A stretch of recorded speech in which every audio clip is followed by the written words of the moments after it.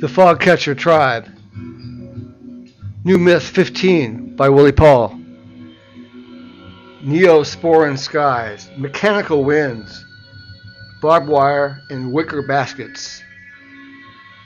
After Occupy Wall Street left the park and hit the pavement to wage peace for a redistribution of wealth, rich one percenters left for El Salvador, compound Detroit, Cuba, and other parachuteable places too fragile to fight back. The corruption that propelled them to leave left a huge emo-fissure in the urban landscape across the United States. Many with urban agri-guerrilla skills barricaded their families and friends on rooftops of abandoned skyscrapers, a mental retrenching that cannot possibly heal the scars from the last American Revolution. 1,243 feet straight up, no stairs, no elevator.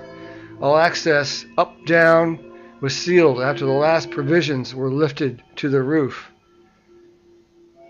The tribe can travel horizontally to other rooftop tribes on market exchange weekends with rope bridges. Fires are dearly feared as water is a premium resource up here and could never be stored at the level needed to put out the flame. Dugan was born in the howling winds of the scraper scene, an only child without time for innocence or dollhouses. She has never seen the ocean or even a backyard. Dugan would not recognize an island even if she was looking at her reflection in a mirror. She is not allowed to play near the edge of the building, or the composting pits, or the converted cooling fans that crank 24/7, rapid rising air from within the tower's core that sparks a pagan-age electrical generator. Her domains are the cabin, the vertical food forest, and the observatory. The fogcatchers are in play inside Zone 0 and don't count into the normal skyscraper risk assessment.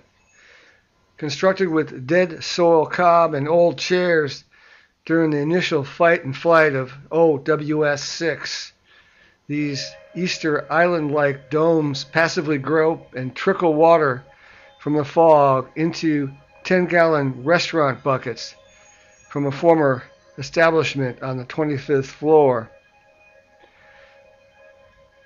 To Dugan, the sky is the ground and the windows from the nearby office towers are stars. Some of her pals have taught her a kind of sign language that offers some human interaction.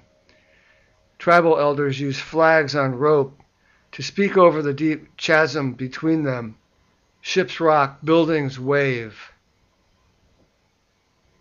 Little in this rooftop hideout can be considered sacred.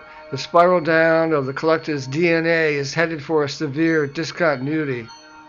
Seasons come and go, but survival claws down hard. Human births are not permitted. Motherhood is uncelebrated. The best example of ritual in this age is the raising of the ropes when contact and barter is allowed between tribes. Dull point arrows are whipped from one smile to another, twine and chase. In good times, the bridges remain in place for several days. In bad, corrupt tribespeople are exposed and perished within the false promises that brought them to the other side. The foggers can only dream of the day when it will be safe to return to the ground land below. They are running out of compost songs.